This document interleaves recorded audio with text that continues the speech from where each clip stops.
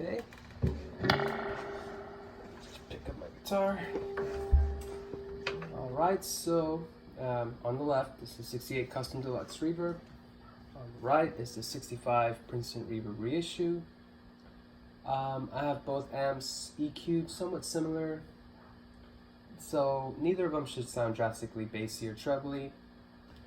I'm going to switch between the Princeton and the custom channel on the Deluxe Reverb. It's not supposed to be some kind of comparison, well, it is a comparison video, but it's not supposed to be getting one of them to sound similar than the other. It's more or less just showing off the Princeton, showing off the Deluxe, and their differences. And maybe some of you who are interested in seeing how different the Deluxe 68 Custom Deluxe and the Princeton is compared to each other might enjoy this video. So let's begin with the Princeton. I'm going to turn that reverb down to about 3. I had it up at 10. So at 3, I also have them at about the same volume. At 3, the Princeton, the reverb sounds pretty good. Sounds right where you'd want it. For some of you, that's where you'd leave it at, but here's what it sounds like.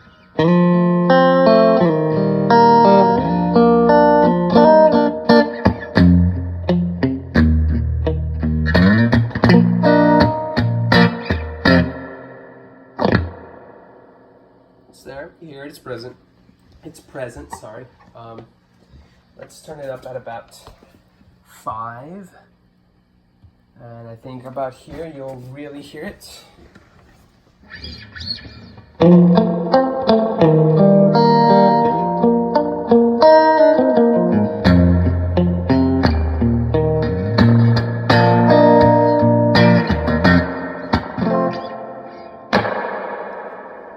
you can really definitely hear it there.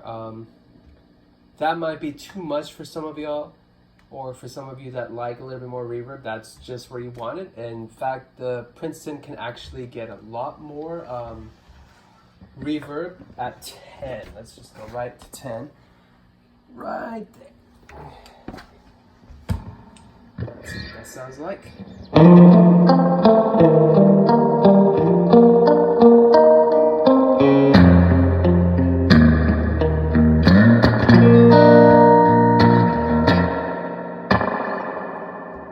Definitely a lot of reverb at 10. It becomes a lot more dynamic too with your playing, so the reverb gets more intense as you play, pick harder, and gets a little bit more calm and smooth as you play softer, and I'll try to demonstrate that.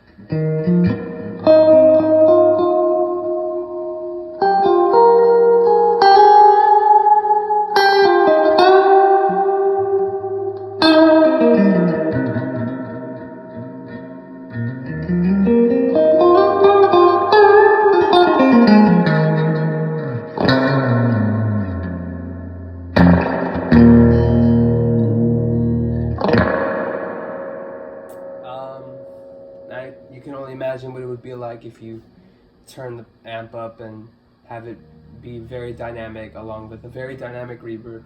That's what makes Fender's reverb so amazing. Let's just hop on over to the Deluxe. Let's plug into the custom channel, and let's have the reverb at, you know what, we'll do the same thing. So we'll keep it at 3 and go to 5 and then 10. Some of you may notice that the reverb is more subdued.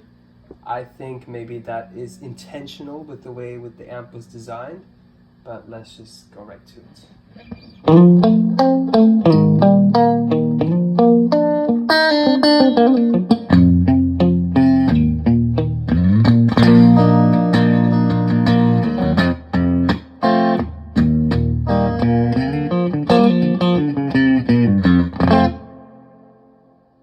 You can hear that it's there,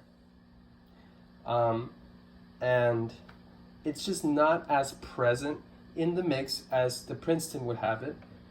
I think that may, as I said, have to do with the way the amp is designed. I feel that it's meant to be more laid back, kind of in there in the guitar signal, and not really buried in the mix like the Princeton has it. Although being buried in the mix with reverb isn't always a bad thing if you know how to use it correctly, whereas the Deluxe Reverb, you don't have to worry about that. You just keep it at a nice level and it'll just complement your playing perfectly. So let's go ahead and turn it up to 5. So we got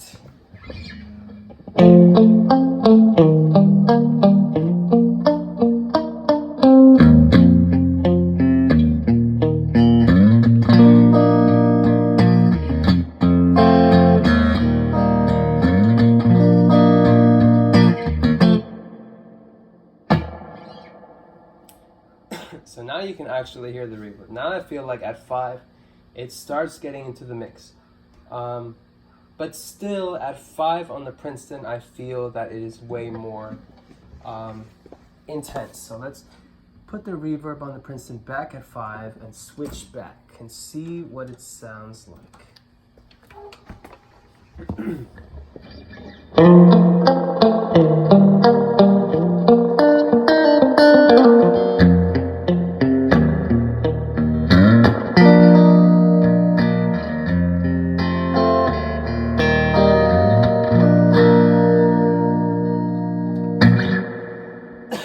So yeah, definitely more presence with the reverb on the Princeton at 5.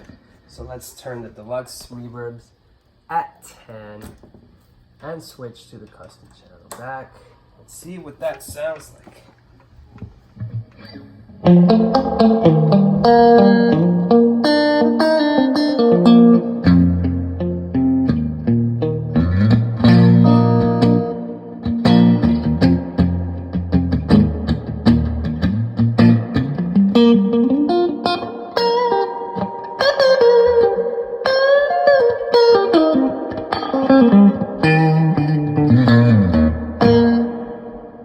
So it's definitely much more present, of course, but still not quite as intense as the Princeton. I feel that if you like more present reverb, then maybe the Princeton would be the amp for you. I have played the 68 Custom, and the 68 Custom Princeton has the same intensity with the reverb as the 65 reissue right here. The Deluxe 68 Custom seems to be more subdued, and maybe if big reverb is not really your thing, although Fenders are known to have big reverb, if reverb isn't really your thing and you like it a little bit more laid back in your mix, that might be something you like for playing with your band or whatever, then maybe the 68 Custom's reverb is what you'd like. And also I feel that you can definitely hear the difference between the 12-inch speaker and the 10-inch speaker.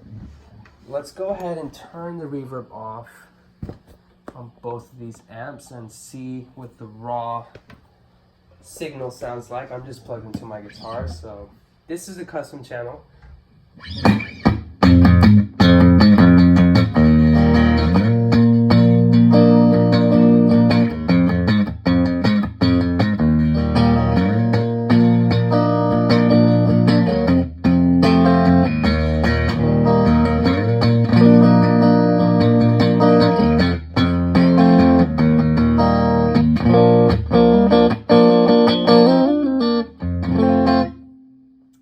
The 68 Custom, as you can hear, breaks up a lot earlier. It does have early breakup on the design into it, so that it definitely breaks up at a lower volume. And I think that sounds amazing. I love that it breaks up early. Some people may really love that too. If you like your amps crystal clean, that might not be your thing, but I mean, if you can get your more raw breakup sound from a tube amp at a lower volume, then I feel like it just feels more, you can really feel it, the band feels it, everybody feels it, it sounds more alive. And so why not have it at an early volume, you know? But you know, then again, there are people that like to keep it clean and all the way up. That's why people have twins, you know. I could never see myself owning a twin. I feel like that's way too loud. And I love tube distortion, you know, overdrive. So I like to have a Deluxe. And with the Princeton, it is definitely more compact, compressed. The frequencies don't spread out as evenly as a 12-inch speaker. So this is what it sounds like.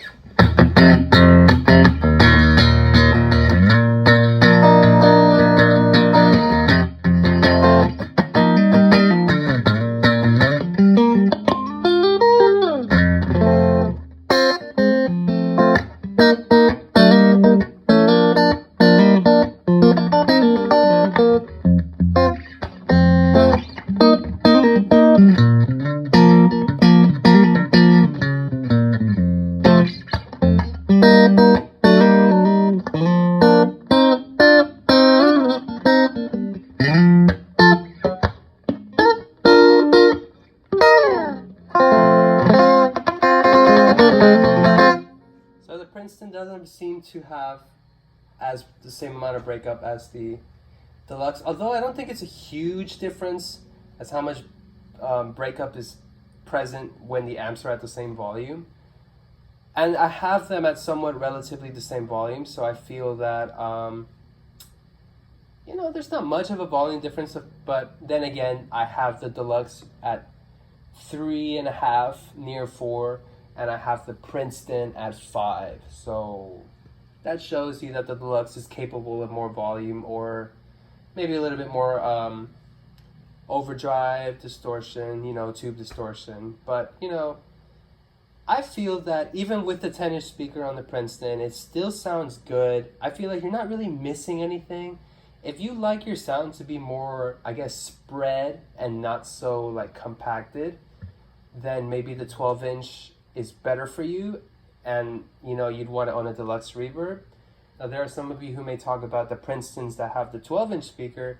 My opinion on that is that I feel that if you're gonna play a Princeton in this small cab, you should keep a 10-inch speaker, because the 10-inch speaker was designed to have, you know, when Leo Fender, I guess, designed the Princeton Reverb, he designed it in mind with a 10-inch speaker sounds better, in my opinion, and maybe his opinion, with a smaller cab like this compared to having a 12-inch speaker in a smaller cab might make it sound more boxy. And having a 12-inch speaker in a more appropriate size cab like the Deluxe makes it sound more like it's supposed to sound, you know? But again, tone is all in, you know, the person who's playing and what they like and what they want. And that's, I also feel the fact that Princetons are known to be, have a good reputation for being well recording amps, and maybe it's because of the appropriately sized cab for the 10-inch speaker produces a sound that a mic can capture a lot better than maybe, say, a bigger cab on a 12-inch speaker. But, you know, then again, it's all subjective, and I can't, you know, nothing is 100% certain. But it's my opinion, and maybe that's something you may share as well. But, you know, I just wanted to do a little comparison of these two amps. Maybe this would have helped you. But if you like this video, just please let me know, and I'll continue to maybe talk about these two amps side by side. I love both of these amps. I've owned both of these amps for some time now. I've gotten familiar with them. They're some of my favorite amps. I was stranded on an island. I definitely own a Princeton, you know. And the Deluxe Reverb is also a very, very excellent amp. If you're in a band, excellent amp. The 68 Custom I cannot recommend enough. I personally prefer it over the 65 Deluxe Reverb Reissue, just for the fact that it has the early breakup. The speaker is not the same. It's different. This has a Celestion, which sounds awesome. And the I think the even through the vintage channel, I think there are some minor differences in the tone stack. Like maybe the treble is a little bit not as present, and the bass is a little bit more there. I know the Custom has this Bassman tone stack that the Fender has been pushing, and I think it sounds excellent too.